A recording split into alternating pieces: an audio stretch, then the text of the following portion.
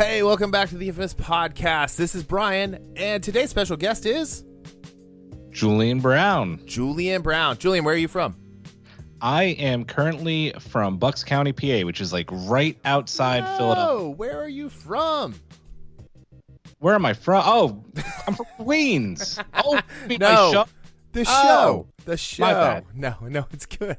Do you want to do that again? No, I don't want to do it again. I don't do second takes. Well, then, I'm from the Everything is Permitted podcast. And yeah. Yeah, the title of the show is Julian Brown is Permitted. So, you know. Yes, Julian Brown is Permitted. You can find us at julianbrownispermitted.com. So, Julian Brown from the Everything is Permitted podcast, which you guys, if you aren't listening to it, go check it out. We've talked about it before. Anyway, welcome to the show. Thank you for stepping in and hanging out with me tonight. We're going to talk about a bunch of nerd shit. I like nerd shit, and I just want to say thank you for having me. Yeah. I've been listening to your show, and I know you and I have been going back and forth and talking and collaborating, and I know I did it on my show, but I feel like I have to do it on your show and, give you a shout out for helping us out so much with building our website. You were a massive help, and I really, really appreciate it. No, I was happy to help. For the people who don't know out there, there's a huge podcaster community on Facebook, and it's super collaborative and helpful. And if you have a question, you go and you ask in these groups, and never once do you ever get the just Google it answer. Which is really nice, right? Really nice. Everyone has been really friendly. I think it depends on the Facebook group too. But it's for the most part, everybody always has a good answer and is willing to help out and talk about websites, talk about microphones, technology, whatever. Well, I don't remember if it was like the podcaster editors one or which one it was, but because we're both in I think we're in at least 3 of them together. Yeah, we are. But yeah, because so you guys are 50 episodes in. You've been doing Everything is Permitted since 2018. I think August. Yeah, August 2018. Okay. And you've podcasted before, obviously, before all this. But I know, when I started 5 years ago, I had a ton of questions, and the group mind of the podcast showrunner community was so helpful for me. For anyone who's listened to the show for any amount of time, the way that this show has changed, not just in sound, but in different formats, and bringing on guests like Julian and Ryan last week, and Casey the week before that, and Matt, and talking to people like Joe Caroni and stuff like that. This is the whole reason for that, is because of people like Julian out there who are super happy to collaborate, and it's a love fest. It is a love fest, and it's funny you said that about 5 years ago though, because before I did this show, we were talking about it before we started recording. I did a show called the Soccer Desk Podcast. And we did it at a beer shop, and I had one Blue Yeti microphone. We drank beers and talked about soccer and broke some major stories. But, I actually didn't, I didn't even think about using Facebook or any resources back then. I was just like, we're going to do a podcast and we're going to do this thing, and it's going to be fun. Now I look at it and see how much there is. And, people like you and, other people I've connected with, some other great podcasts that, are kind of in our little trifecta of podcasts that we work with. It's such a huge difference from now even to 5 years ago. Yeah. Oh yeah, absolutely. And I like the technology, like you said, it's changed so much. I just use a simple interface. You use the big fancy Rode podcaster setup, and I'm totally jealous. It's awesome, man.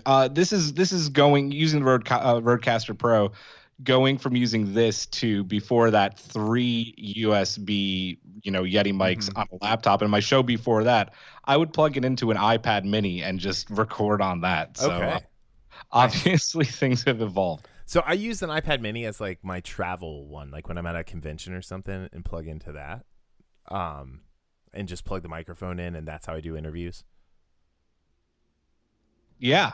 But yeah. All right. So the soccer podcast, you guys did that in a beer shop. Now you're doing a nerd podcast, and you do it in a comic book shop, right? We do. We're at Wade's Comic Madness, which is in Levittown, Pennsylvania, which is very close to our house. It's like a 5-minute drive. Nice. At first, Matt and I, before we added Brittany to the show, we were recording where I'm actually sitting right now in my kitchen, which is a lot different than it was.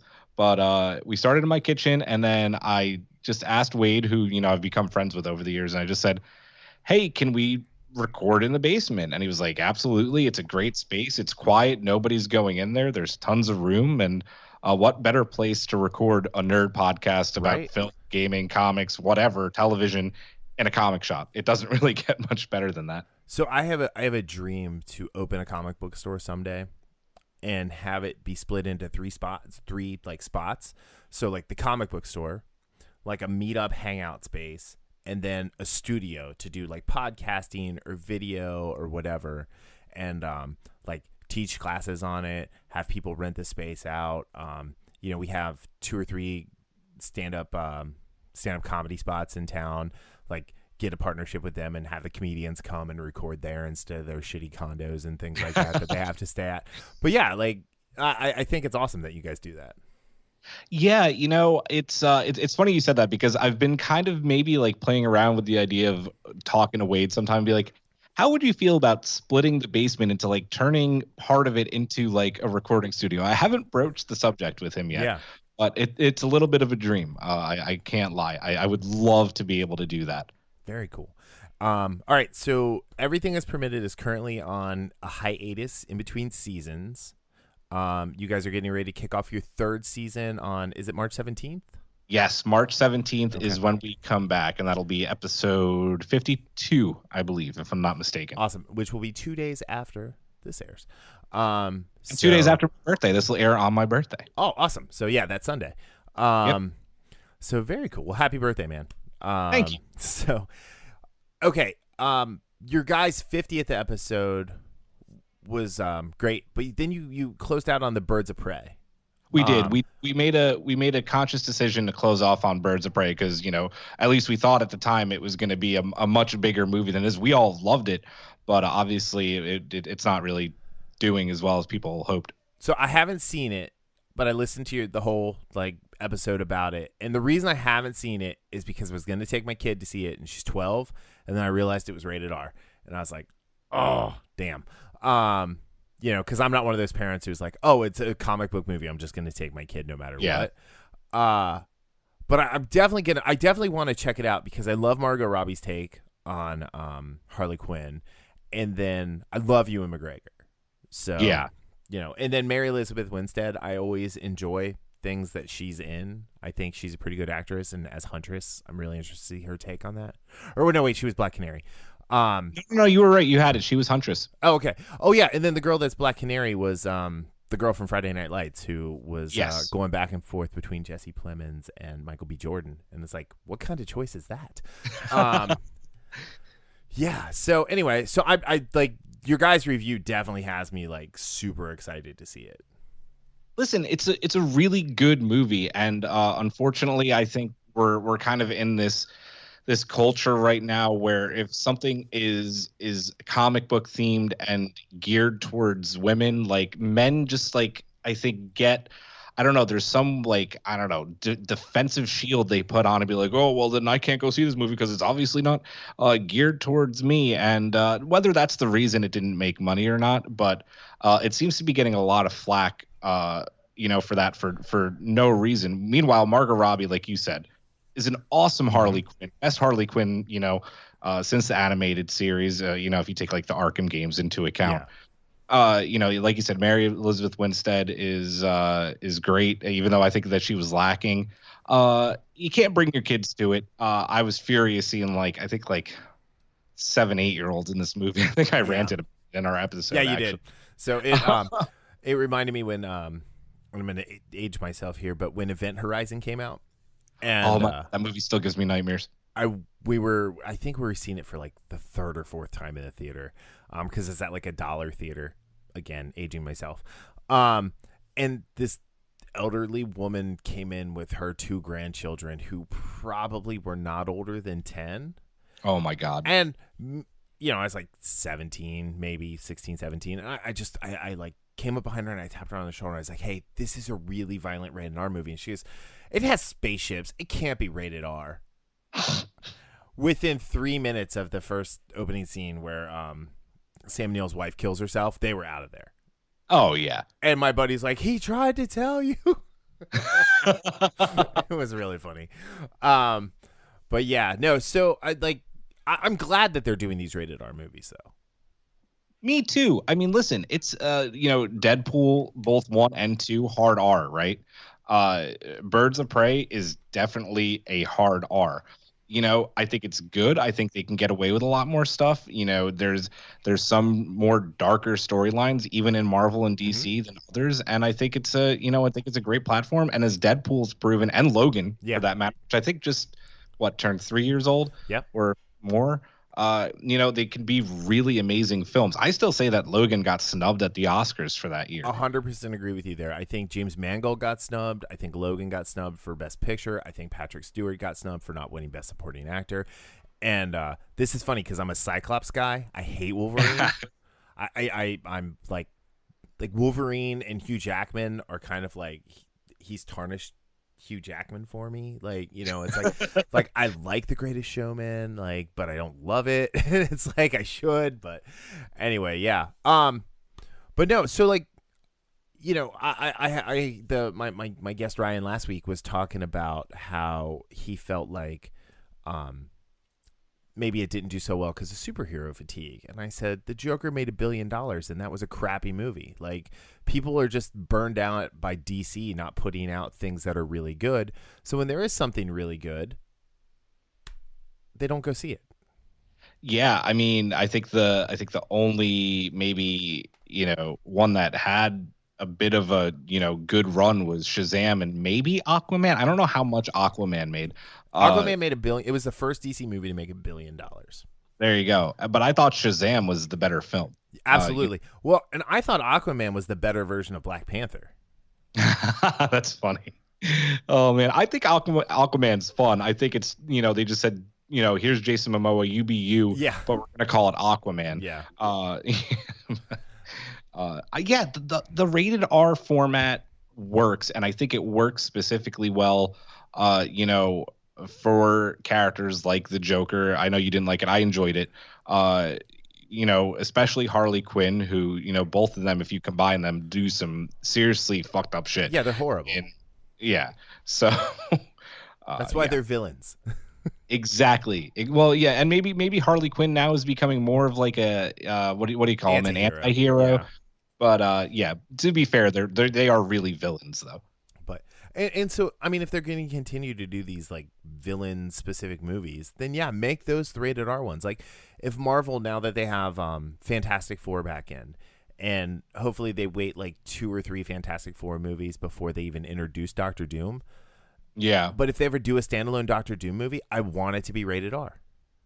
Yeah, I mean, there's no reason not to, right? Right. I mean, he's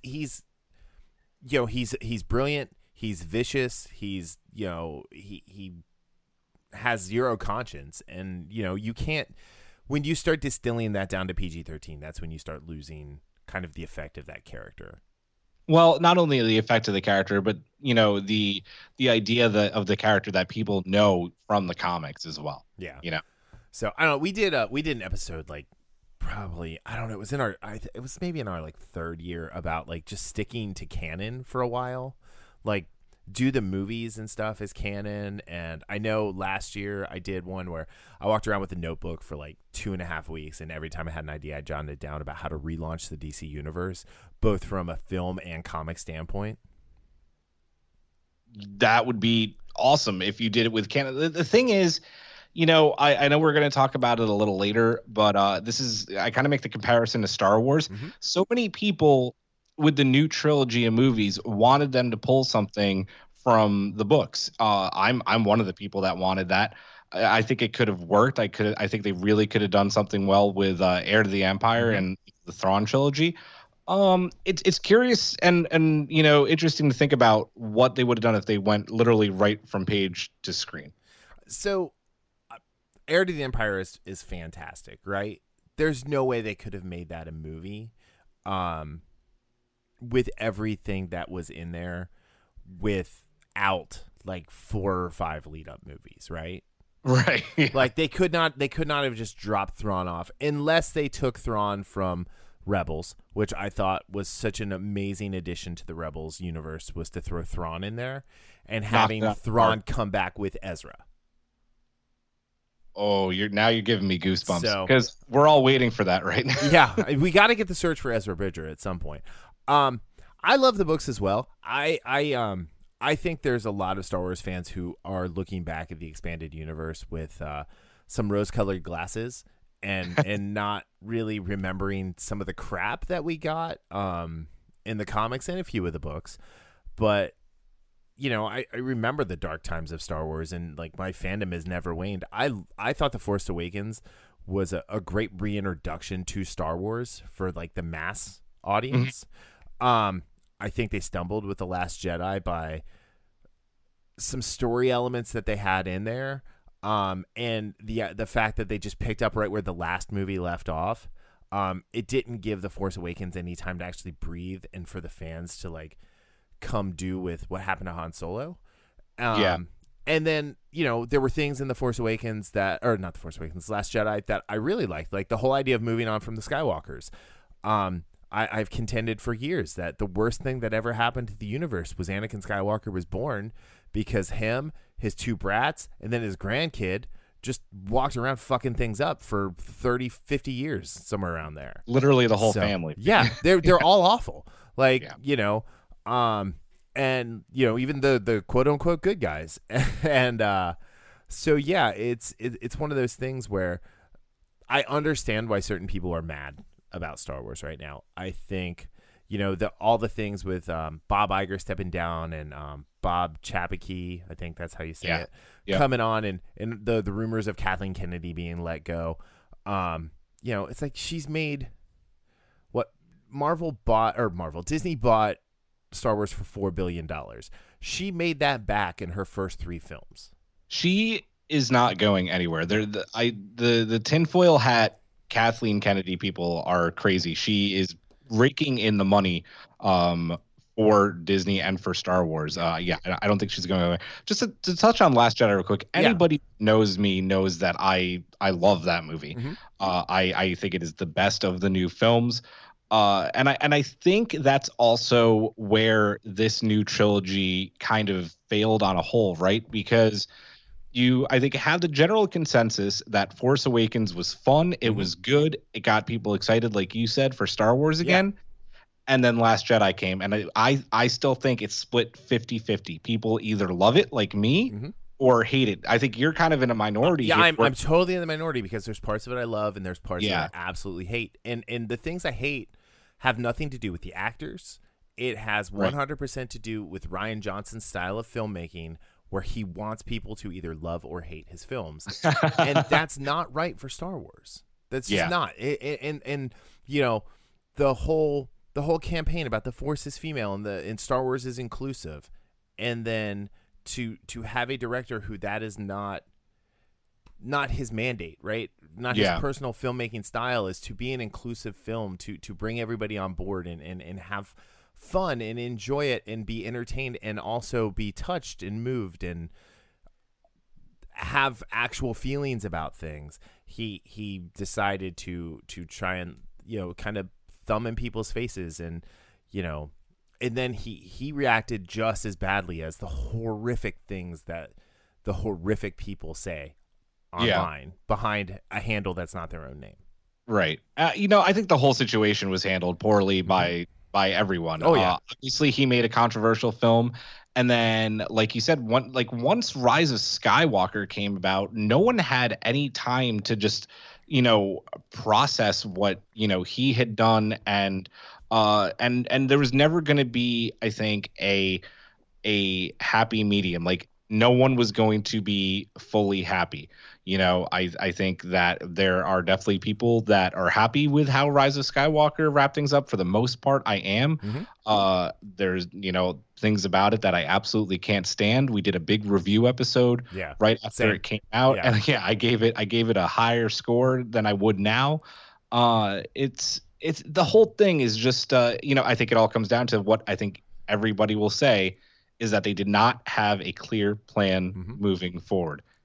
Right. And that was the problem. It wasn't a cohesive vision of this is where we're going to start, this is where we're going to take it, and this is where we're going to end. Because even Colin Trevorrow's Duel of the Fates script that leaked did not necessarily build off what Rian Johnson had done.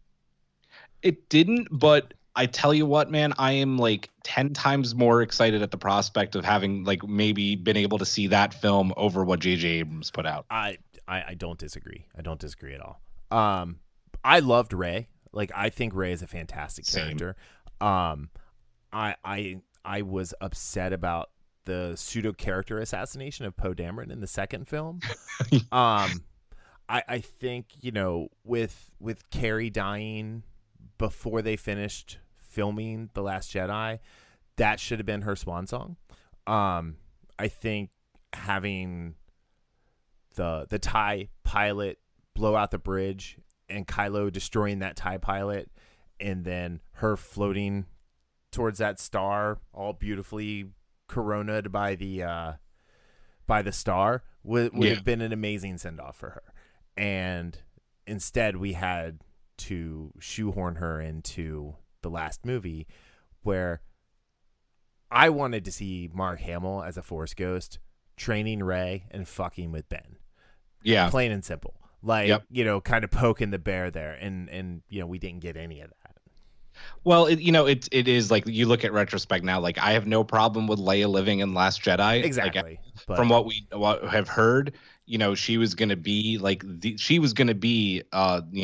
Last Jedi, the last Skywalker, who was, I think the whole movie I think was based around her originally, or from, you could believe whoever you want, but she was going to be heavily involved. Yeah. And then you don't kill her off and she dies, unfortunately, and it sucks. I just the shoehorning of her in the movie is a huge detriment to the entire film because it just doesn't work. It was like The Dark Knight when they killed the Joker after they knew Heath Ledger was dead, and left the Joker alive but killed Two-Face.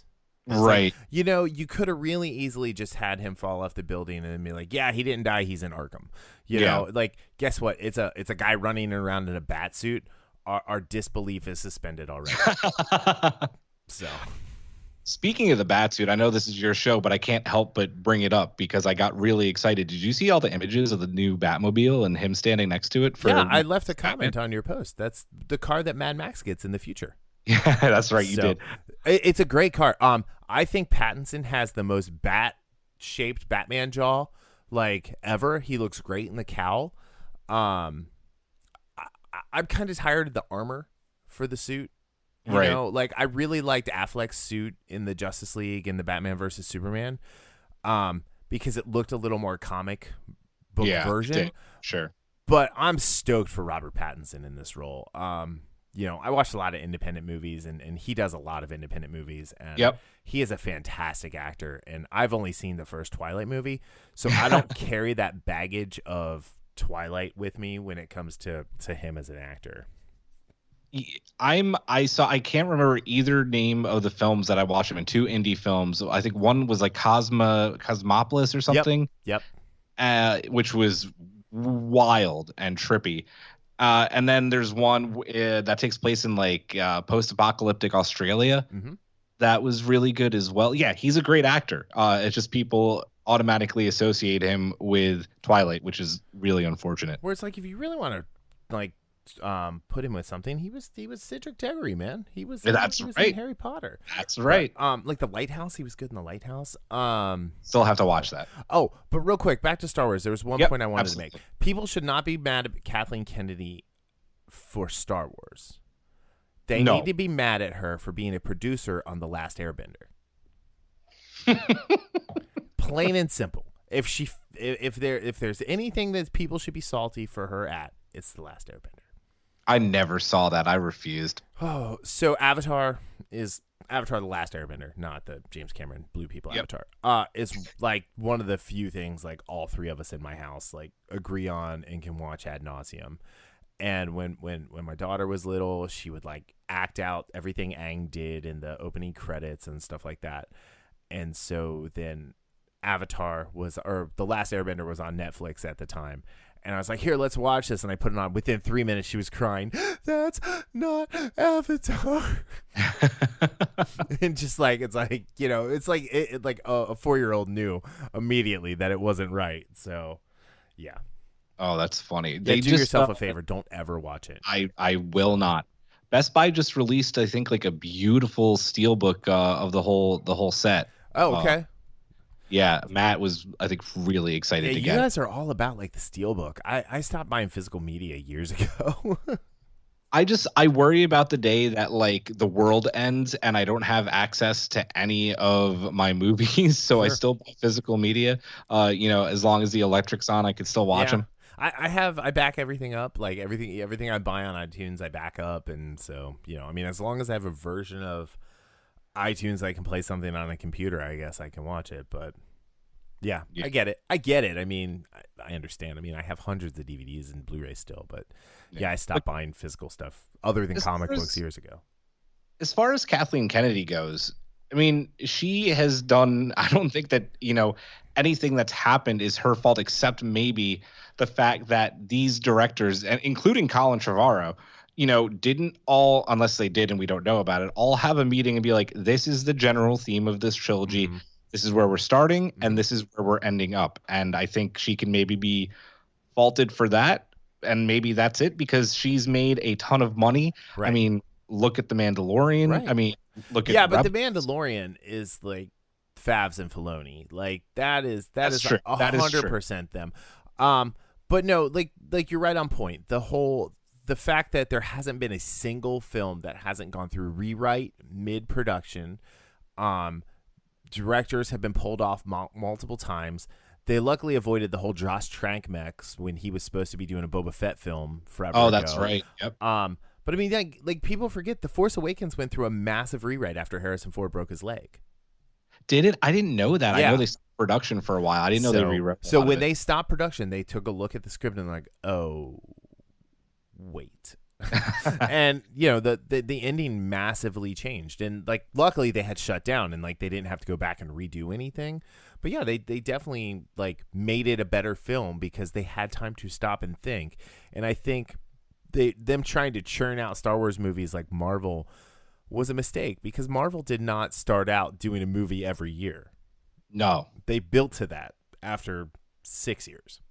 Yeah. So, but yeah, I don't know. It's great. It's such an awesome time to be into this stuff, and having been collecting comics since I was 7 years old. This is like the life I dreamed of.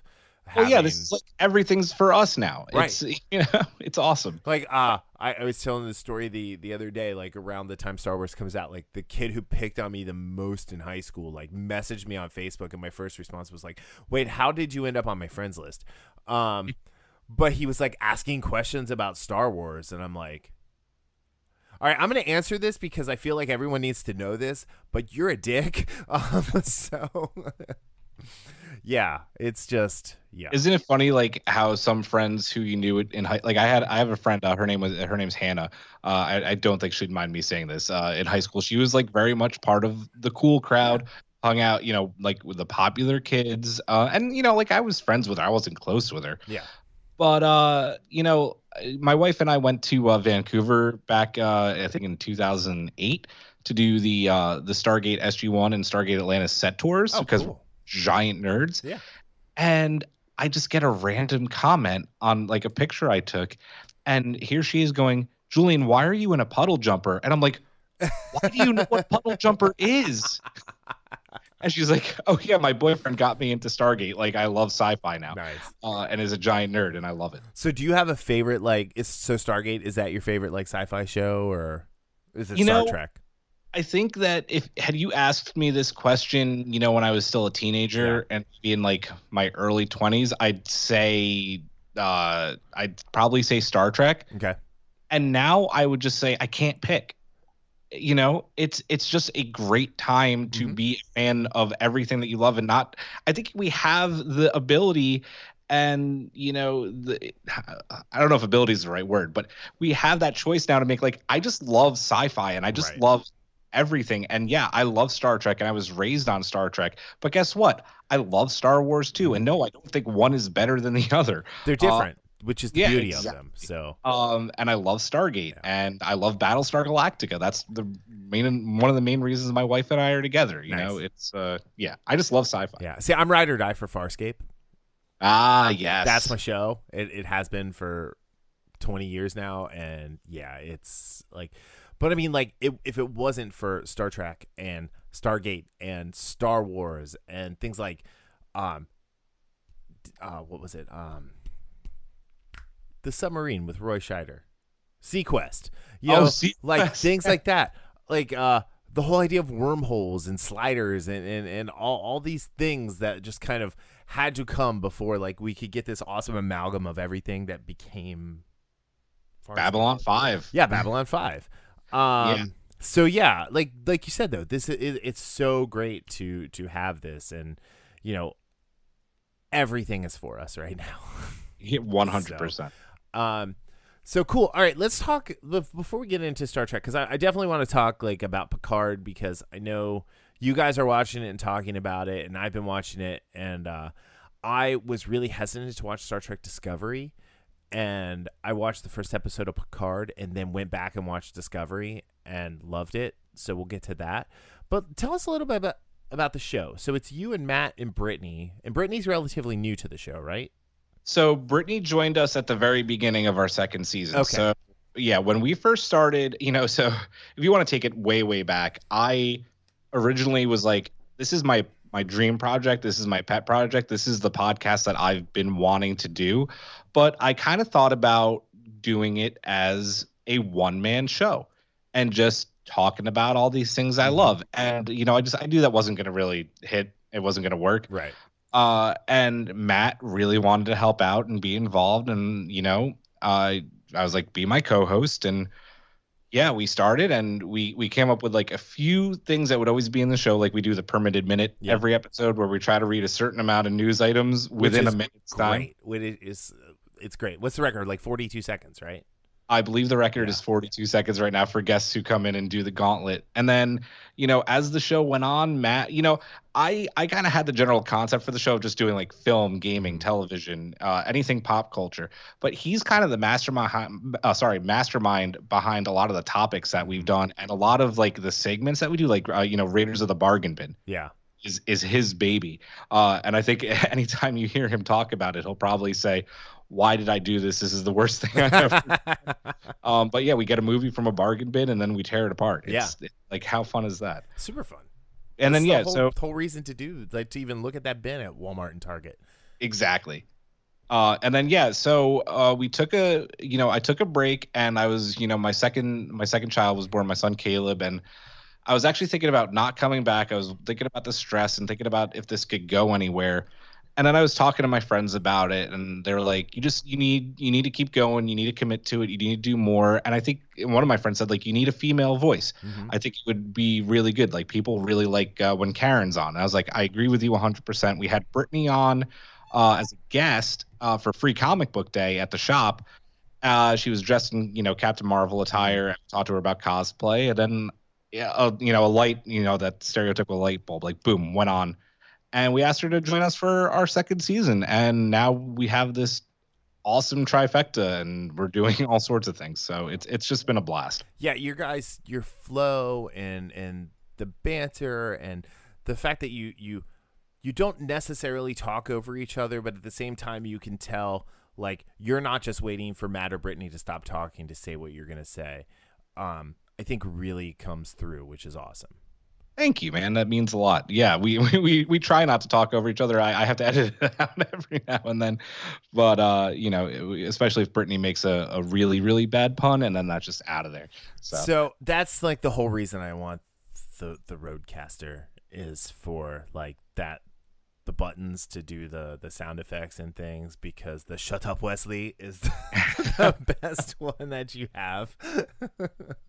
I need to do that one to myself every now and then. Yeah, we have this pipe dream of meeting Patrick Stewart at a con sometime and having him record "Shut Up, Brittany." Nice. That is the goal. So, Well, you guys are right outside of Philly, so that could happen. Yeah, we're gonna make it happen somehow. He did an interview saying he's like, very like he's let loose now on like if a fan asks him to say like engage or make it so, he'll do it where he never used to do that kind of thing. So he should do like Cameo or something where you guys can like buy that and then he can donate all that money to like charity or something for right. pools. I hope he gets on there. We did it with Kevin Conroy and it was nice. Awesome. Nice. So yeah, cool. All right. So Star Trek, it is, I think, as good as it's been in a long time right now. Which, it hasn't always been great, but it's always been Star Trek, so that's not a bad thing.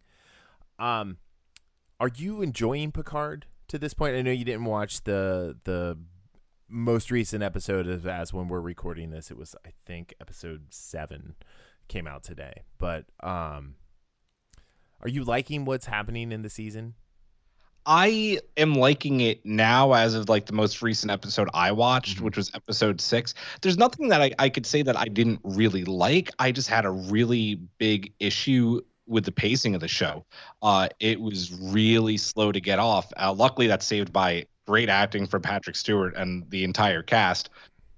But it was lacking any kind of momentum. And then luckily it had a pretty strong 5th episode and an amazing 6th episode. And now, I'm fully on board, fully committed, but it was hard, at first because, I also, I write a review for each episode every week. And then, so I watch it once with my wife. I watch what's it called? The Ready Room with Will Wheaton. And then I go and do basically like my teardown. I watch it again and I take notes and I'm like, oh my God, move along. Why are Narek and Soji doing the electric slide on a Borg cube? Right. So yeah, I am liking it now. I had issues with it before. So my concern is when they get kind of in the Star Wars territory of like action first, story second. Yeah. Which has happened a few times, but I really like Rios. I think Rios saves a lot of scenes. I think what's her name? The pilot.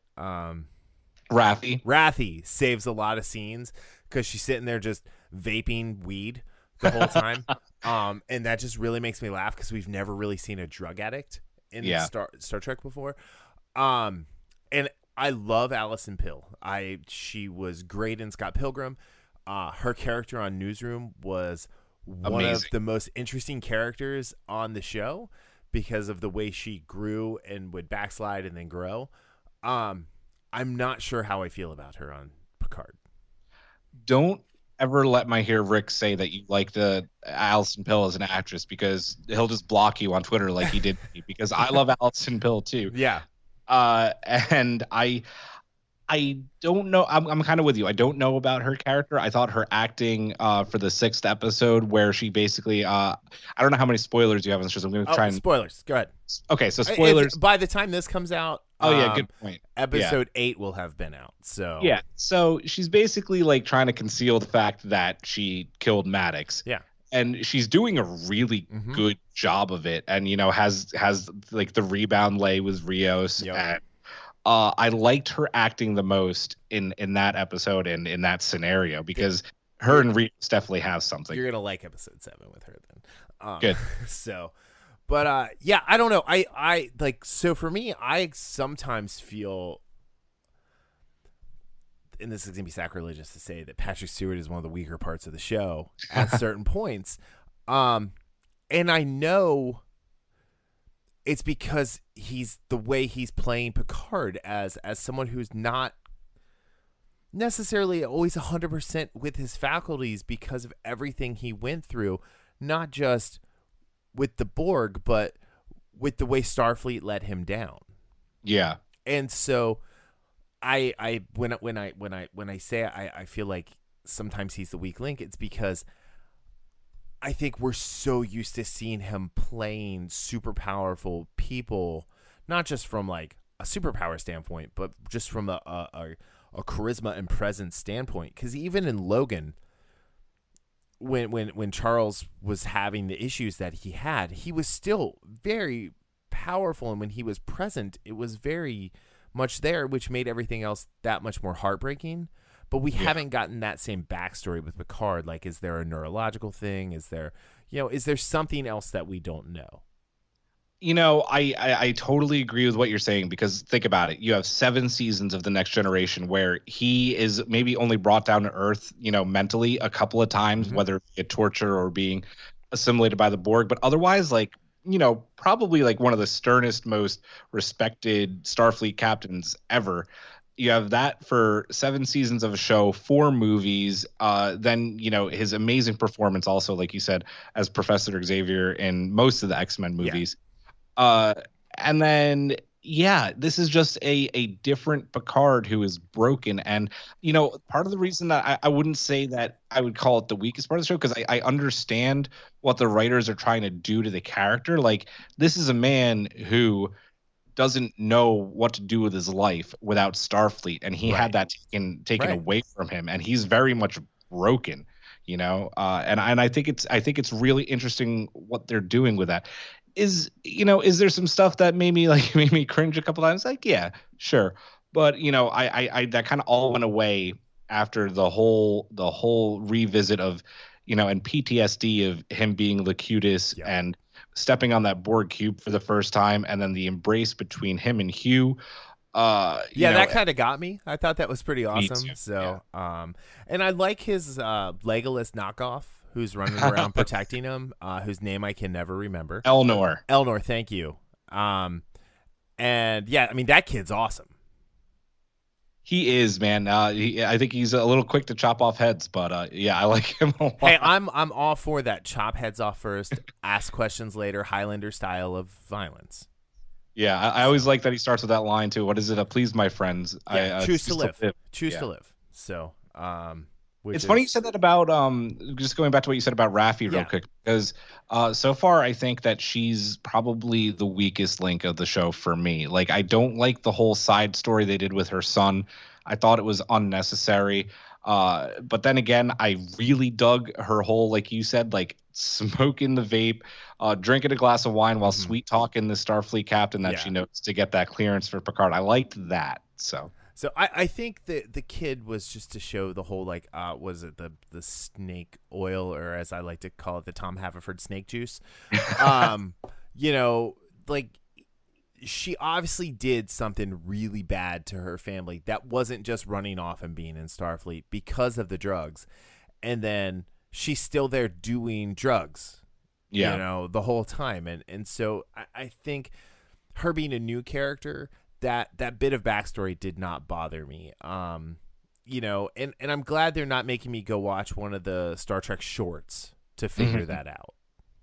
I'm actually I'm reading the Picard book that's out right now. Cool. And it goes into that a lot, and how, like, she was really worried to leave her family to go, work with Picard on this relief effort, and how she was going to be away for a long time. I haven't gotten deep into it, but it definitely touches on that right away. Very cool. Yeah, and the other thing I really like is the Countdown series that happened before the 2009 Star Trek, J.J. Abrams Star Trek, is very much required reading for this show. I agree. The one thing I think that's unfortunate about that is that it's not considered canon, but I would still tell people to read it, because it has a lot of beats that I think, even if it's not canon, can help maybe like fill in the blanks for people. Yep. So. All right. Did you watch Discovery? Oh God, I love Discovery, and I know that's another controversial thing. Did you start Discovery from like the beginning? And yes. like what? Okay. So I was adamant about not watching Discovery. Adamant, because I am so tired of them doing pre-original series shows. Yeah. And I enjoyed Enterprise for the second half of the run. It's been a long time getting from there to here. Exactly. And I mean, this song told you exactly how they were going to run that show. But I love Scott Bakula. I'm gonna watch anything that he's in and enjoy it. Enjoy him at least. I think he's such an over actor, and that's what kills me. That's what's great. Me about Enterprise. So he's like him and Ruffalo and Yeah. actors like that. J.K. Not J.K. Yeah, J.K. Simons. Oh yeah, yep. He's he's in that category. But so I was given a CBS All Access gift card for Christmas in 2018 by a friend who really wanted me to watch Discovery. I'm like, all right, I'll do it. And then I never did it. And then Picard was announced. He's like, look, now you can cash it in when Picard comes on. I was like, maybe, I don't know. And then I saw a preview for Picard. It's like, all right, I'm going to watch it. I watched the first episode of Picard. It's like, all right, this is good. I'm going to give Discovery a chance. 2 days later, I am done with the first 2 seasons. It's a little longer than 2 days, but like 2 days. It's like, Yeah. But I just binged right through it, and I love it. And it's going to give me the thing I've been asking for, and this is a spoiler for the end of season 2, is a Star Trek series 1,000 years past the Next Generation. Literally into the unknown, right? Like we have no idea what the hell is going on. Yep. Since Star Trek The Next Generation ended, that's what I've been asking for. I hated Voyager. Which is funny because Catherine Janeway is I put her as the maybe 1A captain behind Picard. Interesting, because I feel like a lot of people don't like Voyager because of Janeway. See, Kate Mulgrew is great. Like she is I love such a Voyager great actress. Personally. Voyager has some weak spots, like no doubt. But Kim. I liked it. Harry Kim. Oh my god, forever ensign. 7 of 9. Anyway, who's great in Picard though? Right, because she's not like an objectified bodysuit. Exactly. She's an actual character with like feelings and a story and motivation. She's not with boobs. Yeah. Yeah. So, but no, I like. So we did years ago. We did it was I think the 40th anniversary or whatever of the series, 50th anniversary. Where we did each month we did one of the different movies that had been out because there were 12 at that point. It was the year Beyond came out. Okay. And then we spent a whole godforsaken month talking about the TV series. And I watched the first episode of Voyager and the last episode of Voyager. I was like, that's all I need to know. I got filled in on where they were, and then the previously on Voyager in that last episode filled me in on everything else that was important. Because there was no way I was going back to watch it. I'll have to make you a list of some like really good episodes to watch in there, because there are some. I don't think that it's a show that you necessarily need to go back to watch the whole thing. So. But there's some really good episodes, especially two-parters in that series. No, and I have gone back since, like, just because it's been streaming everywhere for so long, and watched like episodes here and there. Like the stuff they did with the Borg was interesting. The stuff where they were getting the Delta Flyer up and running, I really liked. But yeah, I think for the most part it was just a really bad show. But that was UPN. I don't think it had anything to do with, again, the cast or it was just bad writing, and UPN was asking for something in a show that wasn't necessarily what Star Trek should be. Yeah. I have to ask you what you think of Anson Mount as Captain Pike, because I'm like in love with that man. So I think he's going to make a fantastic Professor X when the X-Men are introduced in the MCU. Mainly because of how he's played Pike. Interesting. So I think all right, so we had technical difficulty there. Okay, so Anson Mount, Pike has made me really, really mad that they wasted him on the Inhumans. Right. Pike, I almost want a Pike like mini-series leading up to the Cage. Word is they're doing a Pike series, like a Pike Enterprise series. But I don't need a whole series. I need like 6 episodes max. Yeah. And that's it. Just mini-series. The art of the mini-series has been lost. And let's bring that back, CBS All Access, with Pike. And it can just be Pike, a mini-series. And it'll be good. Dude, I'm stoked for Lower Decks, the animated series. Yeah, I'm in the Section 31 show with Michelle Yeoh coming out. Will be interesting. it's interesting that CBS is going to have Star Trek on pretty much 52 weeks a year, moving I'm forward. not complaining. Yeah. So, as long as the quality stays where it is, I think they understand, and this is something where I think Disney is struggling to realize that it is not a sweeps or prime time anymore. It is a 52-week calendar, and if you're going to release your shows weekly, you cannot take even 2 weeks off to have your next thing launch, let alone from December 19th until February, what was it? I think 17th it or whatever, when the Clone Wars came out. Like, I'm sure other things came up on Disney Plus by then, around that time, but I certainly wasn't watching any of it. So, and I know they had a massive cancellation once The Mandalorian ended, and people were like, I'll just pick it back up later. So yeah, I think it's funny that CBS of all the companies is the one, Viacom is the one that gets that, because they've always been the slowest on the uptake. They have, and it's funny because what they're doing is both amazing and driving me crazy all at the same time, because I'm very much of the opinion that if you have a streaming service, like, the binge model is the way to go. Like, that's how shows should be released now. But they're smart because they don't have much else in the pipeline. So doing week to week is perfect for them while they, get other content. My problem with that is that Picard has ended in a way every week where I'm like, Jesus Christ, give me the next episode right now. I need it in my body now. Which is good. I mean, that's what it should be.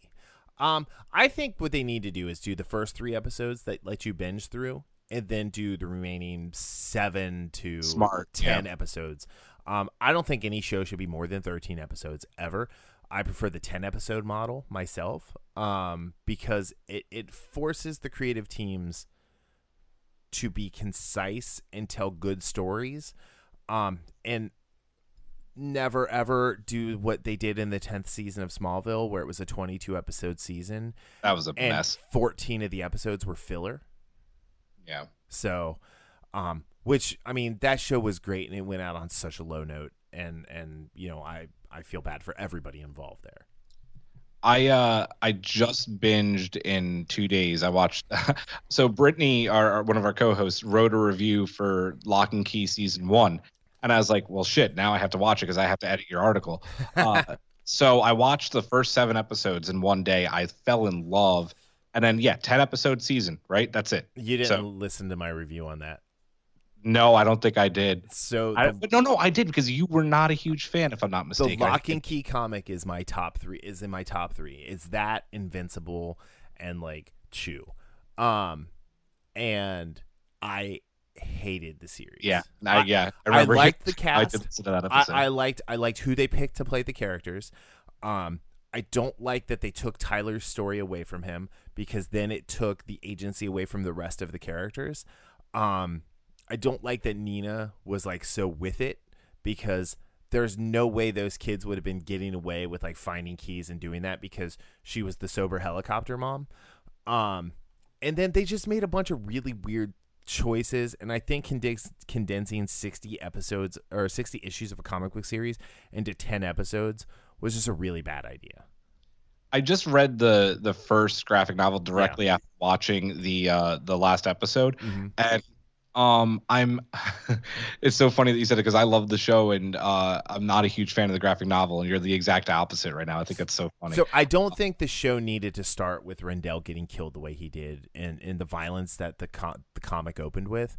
I liked the idea of them already being on their way to Lovecraft or Matson or whatever it was called. Yeah. But yeah, I just felt like they made the Riverdale version of Lock and Key, and the only thing I could say about that, though, is that that makes it more accessible. I think families, and it does, and together. Yeah. So, but again, I think they just glossed over so many character building moments that happen along the way in the series that they should have never done it like that in the whole first episode. And I had called my buddy after watching, I think, the 3rd episode, where the kid from the kid who ends up being wait, did you finish? Yeah, I finished. Yep. Okay, so the kid who ends up actually being Dodge at the end, like I called him like the second episode that kid was in. I was like, that's Lucas, right? And I knew something was shady with that kid. I didn't know that was the twist, but I knew something was shady from him when he was introduced for sure. And it's not like I'm like, I was trying to like pick it apart, and I was trying to enjoy it. And Connor Jessup, I'm a huge fan of from Falling Skies. And the girl that they had playing Kinsey, I think was fantastic in that role. Mm-hmm. And she was done a huge disservice by them only taking the fear out of her head and not the sorrow. And then again, like I said in the review, they did not understand what it meant to not have fear. Yeah. She doesn't become a superhero. She becomes someone who's very, very dangerous. Agreed. Yeah. And they just glossed over it, and they left out so many awesome keys that, like, I know there's going to be a second season, but there was just kind of a way they found the keys, and there's certain things that happen in later books that help them understand the Omega Key and the Black Door, and how to combat that. Yeah, I mean, when I read the first book, it was very much like a slow build on like show. Yeah. So anyway, I don't know. I highly recommend finishing the comic. I will for sure. And like I said, it's only 60 issues, and Joe Hill and Gabriel are at their peak in masterful sequential storytelling. Yeah, I'll have to finish them out. I signed up for I think it's actually one of your sponsors. ComiXology Unlimited. Yeah, did you go through my link? Yeah, man, I did the free trial, and nice. I'm just like burning through them now. Yeah, no, that was one that I got into because of, again, my buddy who gave me the CBS All Access card years and years ago. He was like, "You need to check this out. This is right up your alley." And yeah, so I don't know. I just there's just so much good stuff that when they do something, I don't think they ever need to do panel for panel recreations, right? Things have to change, and there are parts of Lock and Key that definitely had to change. But to make something that's very deep and layered so superficial, and I think Aaron and what was her name? Elfie. I know who you're talking about. Yeah, Lucas's mom. Not Lucas. Lucas. The one that Lucas was with. So in the comic, Aaron is black and the other one is white, and they did the race switch. But then Aaron's story, when she's in the mental hospital and everything, there's a lot of it that is tied to her having been black in the 70s, 80s, whenever they were teenagers. And they took that away from that character. Okay, for no reason. You're not that far, which, and I'm trying not to spoil. Yeah, no, it's okay. So, but they took that away from her, and it's like, why? Like even if you're not going to do that part of the story, why? And then Sean Ashmore's character, the uncle, being gay, like they glossed over that. And again, him being gay is like a huge part of his life. And as you go through the series and you saw a lot of like what had happened, like with them taking his memories and things like that, like the keys actually formed his personality growing up because he was the one who found the keys. Oh, wow. Okay. And so like he actually got to make himself into who he wanted to be. And we never got any of that because we didn't get any kind of flashback or anything. And so, again, it's just the whole superficial nature is what bothered me. Yeah. Well, we'll see what they do with the second season. Yeah. I don't know if I'll watch the second season. I will watch it for you. I'm definitely gonna watch the second season. So who am I kidding? But yeah, I don't know. Like, I really like The Witcher. I'm trying desperately to get through the second season of Altered Carbon. Which the first episode, I'm still on the first. Like, I finished the first episode. I'm like, I've watched the first 10 minutes of the second episode 3 times now. I love Anthony Mackie, so I want to watch it. Which is funny because I don't like Joel Kinnaman, but like I've watched the first season of Altered Carbon like 2 or 3 times. So, okay. And I really don't like him as an actor, and I did not like him in that role. But but I like the whole of the show, so I deal with it. It's on my list. I keep saying I have to start that and watch that. I've yet to do it. Yeah. Because it looks like a wild ride. It is, and like, you know, it's that very like future noir story. And the first season definitely is a lot of like mystery and like detective, like Hey Gumshoe type stuff, which is good. I really, really, really dug The Witcher though, and I hadn't played any of the games beforehand, and I didn't binge it. I like to call it. I did like a mini binge where I think it was like I watched maybe like 2 episodes, and every few days, like spread it out. I think like in 2 weeks. That show was great. I can't wait for season 2 of that. So yeah, same. And that animated series that they have coming out too. Oh, that's right. Yep.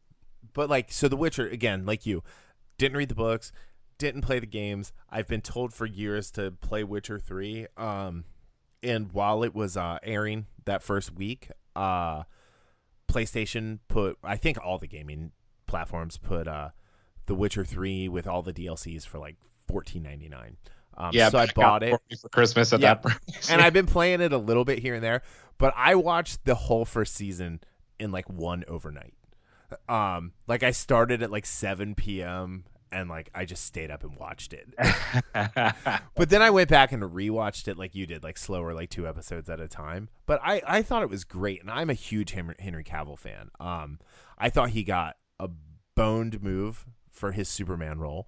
I think they should have taken advantage of his charisma and that goddamn smile and made him that bright beacon of hope.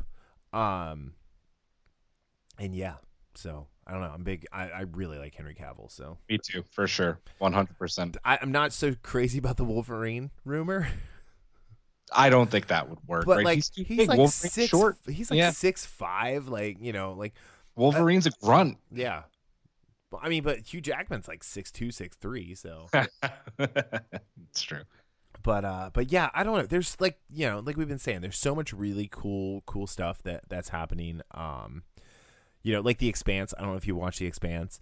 Everybody keeps telling me to, and I watched the first like 3 episodes. I couldn't get into it. I'll have to give it a try again. So it's another one where it starts out really slow because they're building a universe, right? And it's not what you expect. It's not just a BSG rehash. It's not Star Wars. It's not Star Trek. It is its own very own thing, and it has its own arc that you have to go through. And once it settles in, it's a pretty wild ride. Yeah, I have to give it another shot. And the cast is fantastic. Again, like it's just one of these things where like the actors really are given a chance to show their craft and shine and be awesome.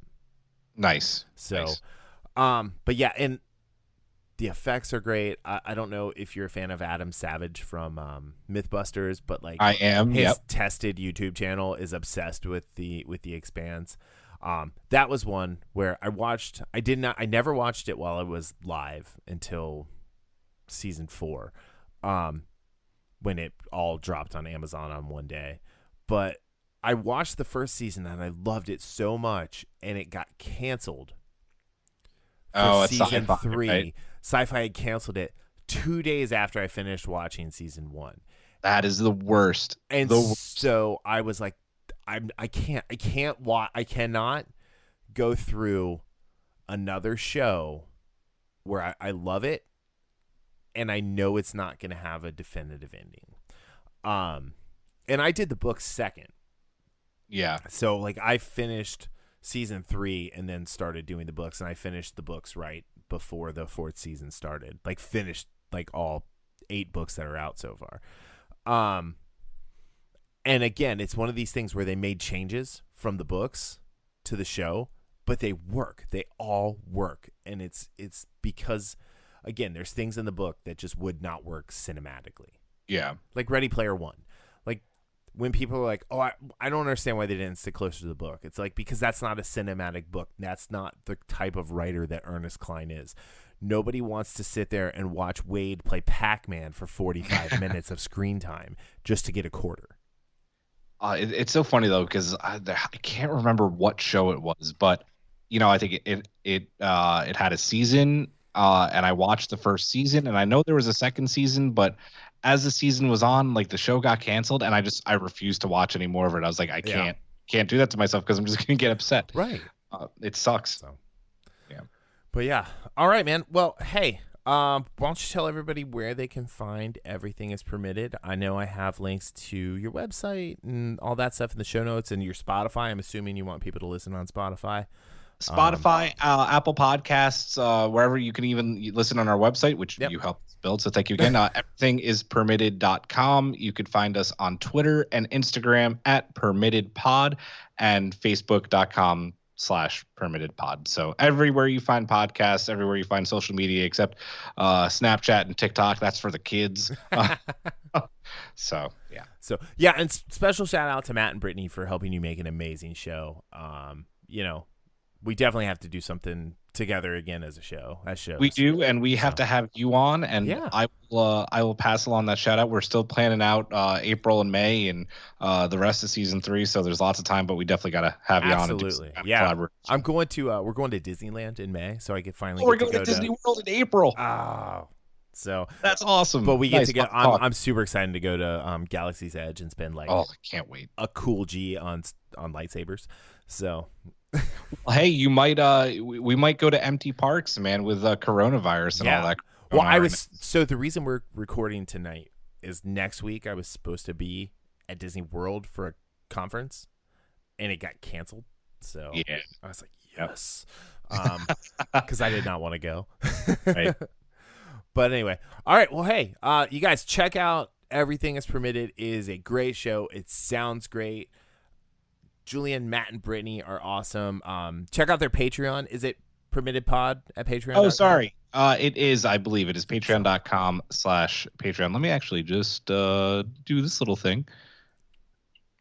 It is www.patreon.com/PermittedPod. There you go. And if you want to, do the Infamous Podcast Patreon, you can too. So do it. Support your podcasts, people. Actually, so I've been more focused on making merch lately. Nice. So the person who does our shirts, I'm actually wearing one which you can't see because but it's in the new language from the X-Men, the Krakoan. Oh, Krakoan, yes. And it says Infamous Podcast in Krakoan. And I'm not stealing your idea, I promise. Do what? I'm not stealing your idea, I promise. No, go ahead. But then you can also get one that says Infamous Podcast in Arabic, and then one that says This is the Way in Arabic with our logo on the back of all 3 shirts. So, but yeah. Anyway. Well, cool, man. All right. So you guys can find the Infamous Podcast at infamouspodcast.com, Infamous Podcast on Twitter, Facebook, and Instagram. If you aren't subscribed, subscribe. Go to Spotify. That's the best podcast app right now.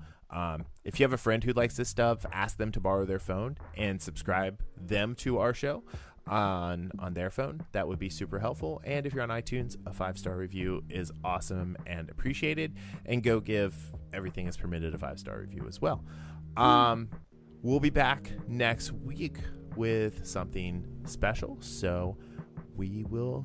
Julian, any last words?